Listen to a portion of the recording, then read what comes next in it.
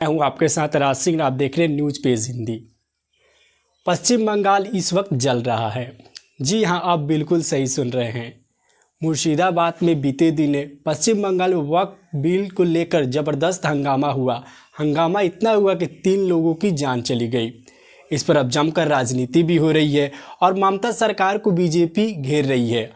और आपको बता दें कि वहाँ जो हिंसाग्रस्त लोग थे, जो हिंसा में प्रभावित लोग हैं, उन्होंने ममता बनर्जी से इस्तीफे की मांग की है। अब इसे लेकर राजनीति भी ज़बरदस्त हो रही है। टीवी चैनल पर ज़बरदस्त बहस जारी है, लेकिन लोगों के मन में एक ही सवाल है कि आखिर मुर्शिदाबाद में ये घटना क्यों घटी।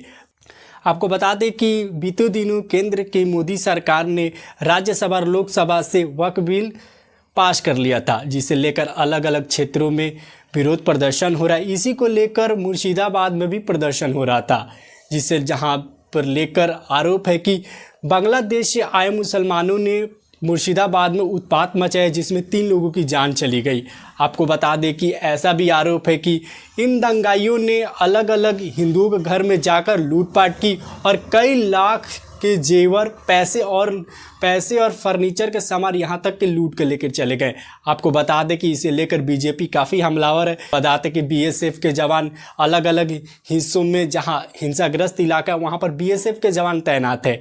अब देखना होगा कि ये हालात कब जाकर सुधरते हैं। आपको बता दें कि बीजेपी आईटी सेल के अमित मालवीय ने ममता सरकार पर ज़बरदस्त हमला बोला है। मैं सुनाता हूँ।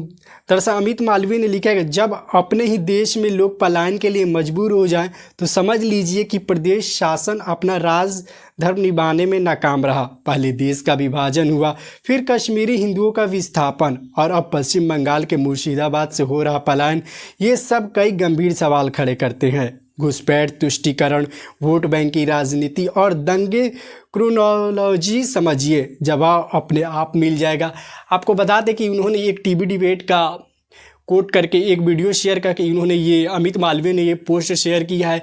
दरअसल ऐसी खबरें हैं कि मुर्शिदाबाद में हिंसाग्रस्त 120 परिवार अब हिंसाग्रस्त इलाका छोड़कर कहीं और जाकर बस रहे हैं। अब ये सवाल है कि क्या हिंदुस्तान में भी हिंदू सुरक्षित नहीं है, जो अपना घर द्वार छोड़कर कहीं और जगह बसने जा रहा है।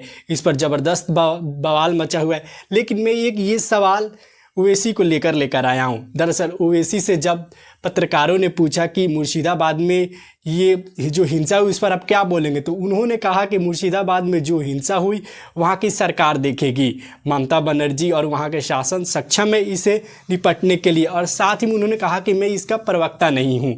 तब मैं ओवैसी से सवाल पूछना चाहता हूँ, जब फ़िलिस्तीन में मुसलमानों के साथ इजराइल जुल्म करता है तो आप उस पर तो खुलकर बोलते हैं और संसद में जय फिलिस्तीन का नारा लगाते हैं, लेकिन जब वही अपने देश पश्चिम बंगाल में हिंदुओं के साथ दुर्व्यवहार और उन्हें मारा पीटा जा रहा है, तो इस पर आप बोलने से कतराते हैं और बोलते हैं कि कौन इस पर जवाब देगा, मैं सरकार का प्रवक्ता नहीं। तो मैं ओवैसी से ये कहना चाहता हूँ, ये दोहरा रवैया क्यों ओवैसी जी?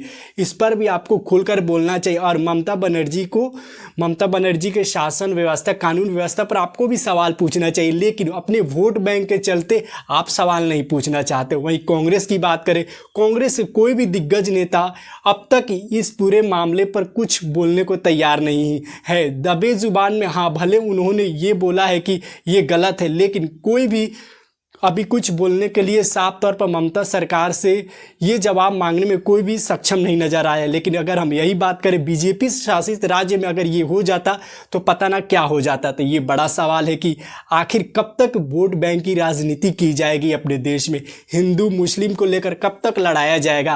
वही